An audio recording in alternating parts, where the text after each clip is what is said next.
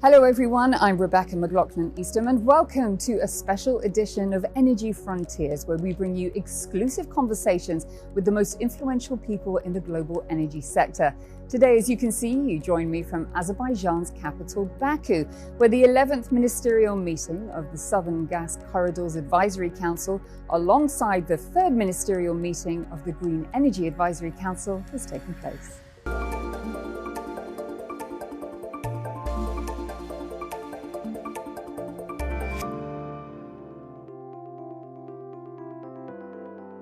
Azerbaijan is leveraging its strategic location to become not only a supplier, but a critical connector between energy-rich regions and energy-dependent markets. With its southern gas corridor transporting billions of cubic meters of natural gas to 12 countries, 10 of them in Europe and 8 of them member states, the nation is also committed to supplying green energy to Europe. On the sidelines of ministerial meetings in Baku's Gulistan Palace, Azerbaijan's Energy Minister Parvez Shabazov shed light on the country's ambition to become a regional energy hub and a reliable energy partner in turbulent geopolitical times. Minister, thank you very much for speaking to me today. Thank you very much for inviting me. Minister, let me start by asking you about Azerbaijan's plans for expanding capacity of the Southern Gas Corridor and further enhancing energy security to Europe. The Southern Gas Corridor project has been from the very beginning designed in a way that it can be expanded. Of course, we need more investment and financing. And we need, of course, the long-term contractual arrangements for this. And of course, as the most recipients of the natural gas from Azerbaijan are the European countries, we need also the close involvement and support of the European Union and the European Commission. And we would like also to have the access to the European Union programs and funds that are available for the energy security and also the energy transition. Well, let me pick up on that, because may I ask you how you're balancing your energy portfolio, as you say, marrying the two, the traditional oil and gas, the fossil fuels, with renewables, whilst also remaining committed to mitigating climate change and delivering an energy transition? Yeah, very good question. Actually, we have planned 10 power stations for wind and solar until 2027. And the installed capacity of the renewables in the overall share in the generation of electricity in Azerbaijan will get already by 2027 more than 33%. But it is only for the domestic use. We have additional projects to export green energy to our long-standing traditional partners in Europe. Picking up on that, we can refer to the Caspian Black Sea European Green Corridor, of course. What might be a status report? How is it going? So it is Azerbaijan, Georgia, Romania, Hungary, and the European Commission has been with us all the time from the very beginning. So it is something that also should bring more energy security and energy transition to Europe.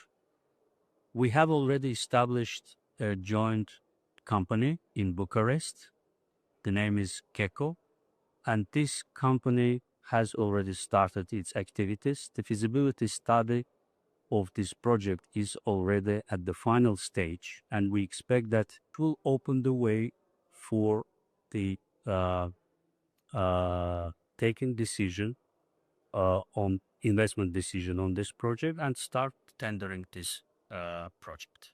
You've touched upon some of the agreements, the collaborations that you have with other nations, the EU and beyond.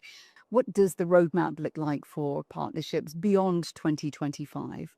We have another project which actually started through the COP29 when the leaders of 3 countries, Azerbaijan, Kazakhstan and Uzbekistan, came together, signed intergovernmental agreement about connection of Azerbaijan with the Central Asia for the first time in the history. Even being the part of the Soviet Union, We have never been connected through the electricity and power transmission lines. There are plenty of projects, and most of them always either born here within the Southern Gas Corridor and Green Energy Advisory Council meetings, or broadly discussed in the framework of these events. Minister, it's been a pleasure. Thank you very much for your time. Thank you. Thank you very much. I also had the opportunity to sit down with the EU's Commissioner for Energy and Housing to discuss everything from energy security to supply diversification and, of course, the all-important transition to renewables. Commissioner Dan Jurgensen is the co-chair of the Southern Gas Corridor Advisory Council. And when we met in Baku, I began by asking him what was top of his priority list and how he wanted his tenure to be defined, given the challenging times Europe was facing with energy security. We don't want to be dependent on fossil fuels, especially gas from Russia. We want to be 100% independent of that. We can no longer be in a situation where we indirectly help finance Putin's war. So for us, it's very, very important to have good friends and partners that can help us.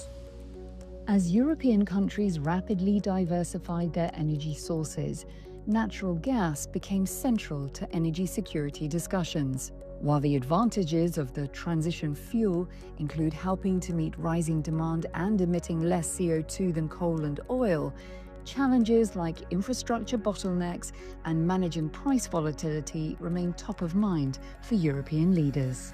There's no doubt that gas is also going to be important for us in Europe for some years to come. We need to find a balance because on one hand, we are obviously in the middle of a transition. We want to move away from fossil fuels, including gas.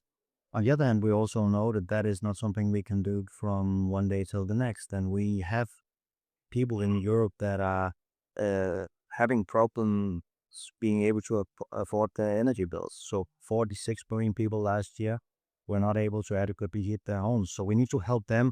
And one of the ways to do that is bring down the prices on gas, whilst at the same time becoming independent of Russian gas, whilst at the same time staying on course for the green transition, because climate change has not become a smaller problem, that's also become a bigger problem. So yeah, it is a tall order, but that is why meetings like these are extremely important.